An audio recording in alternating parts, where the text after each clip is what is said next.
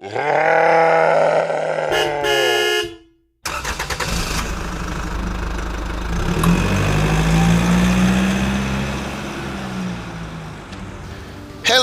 and welcome to another issue of the Headless Hammerhead Guide to Comics and More. Today we have a very roaring issue where we're going to discuss vehicles. The Marvel Multiverse Role-playing Game core rulebook does not include any rules about vehicles, and it is definitely lacking because there are a lot of characters who use vehicles, from the X-Men to Ghost Rider and so forth. So we are going to delve deep into a possible rule, homebrew rule, that includes vehicles. It discusses how vehicles will move, how they deal damage, how they take damage, and how they operate in general. So let's get to it. When you open the index of the Marvel Multiverse Role-playing Game core rulebook and turn to the very last page, you notice that between U and W, there is no V for vehicles. So there's nothing in the book about vehicles, except that Robbie Reyes, Ghost Rider, is featured as a character in the core rulebook list of characters. And he does have a power, which is Possessed Vehicle. Now, we're not going to get into details on Possessed Vehicle, but it is a rank 3 power, and it does allow the person to take control of a vehicle. And basically it says that the character will be able to control the vehicle by will, as long as it is within 20 spaces of the character's rank, and they use their ego for all checks to operate it and get an edge on all such checks. The vehicle's speed doubles. It can climb walls at this speed and can even make jumps at the same speed. But going back through the book, there's no speeds listed for any vehicle, so what speed is going to double is unknown, unless they mean your character's speed is going to double when you're in the vehicle, which doesn't really make sense either when you have a muscle car versus you walking or running. So let's take a dive into some rules that are necessary for vehicles for your characters in the Marvel Multiverse Role-playing Game. Before anything, we need to define what is a vehicle, right? So a vehicle would be anything that your character uses other than their own feet or wings or their own personal movement to move around. And this can include cars, trucks, planes, trains, submarines, boats. So we're going to divide these into categories. First, we have road vehicles. And this will include anything you see on the road: cars, trucks, Winnebagos, things like that. Off-road vehicles would include anything from bikes, motorcycles, to recreational vehicles, RVs, things like that. We have watercraft, which would include boats and personal watercraft like jet skis and waterloos. Submarines would include any underwater vehicles or crafts. Vehicles used for flight, which would include airplanes, jetpacks, things like that. Tracked vehicles, so trains, trolleys, mine carts, things like that. And then hovercraft, which fly, but they don't fly through the air, they fly just off the ground. And finally, we have space vehicles, of course. This will include your rockets or any spacecraft used for traveling between planets and things like that. So these are all the vehicles. There are others that fall kind of within between categories, like your amphibious vehicles and things like that, but we can just fit those into one of these existing categories for simplicity's sake.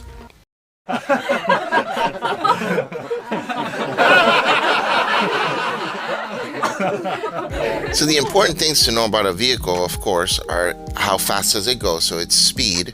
We also need to determine what kind of protection it provides the people within. Also its maneuverability, and what kind of damage it would deal if it's used as a weapon against somebody or something. And also, how much damage can it take before it's fully destroyed. So we need to create some stats for vehicles, and we're going to keep it simple. Speed, how fast it goes. Agility, how easy it is to maneuver the vehicle. And then we've got material, which is going to determine how many hits the vehicle can take and how much damage it deals when it's used as a weapon against somebody. And I think it would make things easier if we assign a rank to each vehicle as well. And I feel rank should be a reflection of both the size and the power of the vehicle. So the bigger the vehicle, the higher the rank. So assigning ranks to the vehicles, different types of vehicles, we've got rank 1 will have bicycles, simple items like that, jetpacks. Rank 2, motorcycles, personal craft. Rank 3, cars and trucks. Rank 4, spacecraft and buses. Rank 5, trains, submarines, commercial planes. And rank 6, battleships and tanks. Of course, you can have bigger ranks for larger vehicles, but you know, not all campaigns are going to have that big an encounter. So I feel a fair way to determine the speed of a vehicle would be to take a regular speed for a person, which averages about 5, and then multiply it by the vehicle rank plus 1. So a bicycle, you'd have a rank of 1, plus 1 is 2, times 5, your speed is 10 on a bike, which would make sense. About twice the speed of your walking or running. If you're in a motorcycle, we're looking at a 3 times 5 is a 15. It could be a little bit faster than that. Obviously, motorcycles can go really fast, but you can add bonuses to the vehicles depending on the type of vehicle, right? So just because it's in a specific rank, you don't have to limit it to that. So you can say motorcycles grant a plus 1 bonus to their speed multiplier. And then, of course, larger vehicles cover more ground just because of the nature of their size. So their speed is going to be higher because they cover more spaces as they move with their massive sizes. So for vehicle agility, I would make something simple like the driver's vigilance plus a modifier of some sort that the vehicle would have. I'm going to create a list that will be available for download on my website, on my store, for vehicle rules that I'm presenting here. And finally, to determine how strong the vehicle is and how much damage it deals, we use one stat, material, which is going to be the vehicle's rank times 30. So for example, an airplane would have rank 5 times 30, 150 total material strength, so HP basically for the vehicle of 150, and then also its damage that it would deal when it hits into something. So I'm trying to keep the rules simple. Basically, no rolling for damage. It's just going to be the damage 150 if it runs into a character, 150 HP dealt. And also, if there's a character within the airplane and somebody's shooting at the airplane, say with lasers, the airplane will have HP of 150 for purposes of protection for the people within.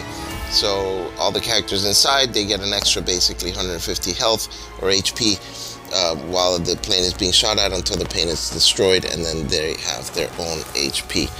So I think this is a very simple rule that keeps it simple, but also takes into account the very necessary mechanic for vehicles. A quick note about animals. There are animals that can be used as vehicles. There's a Ghost Rider who uses a horse and things like that. I would say use the animals as a rank 2 vehicle if you're using these rules, but they are live creatures, so you know they might need some stats for civilian or whatever, or Hydra agent for some of their other stats as well. Plus they're active, so they can actively attack and have melee and agility for range attacks and things like that as well, so keep that in mind. And so ends another issue of the Headless Hammerhead Guide to Comics and More. Thanks for watching, and please like, subscribe, and comment, and make sure you hit the bell for notifications so you don't miss any of my future videos. Thank you so much again for watching. Please be sure to check out my store, DangerousWatersComics.com. That's Dangerous Waters with an S, comics with an S.com. And you can find all sorts of pop culture stuff, comics, toys, games, and of course everything for your Marvel Multiverse Role-playing Game. You can pre-order any upcoming books, future books, dice, all that good stuff. And you can use code FREESHIP for free shipping on your order as well. I will also have a printable sheet with these rules for vehicles that you can print out, and you can also find our nifty narrator screen that's printable, and a random character generator tables as well on there that you can download and print. Also be sure to check out our random character generator software on the website created by Nick Bacon. The link is on the description below. Thank you so much, and remember, not those guys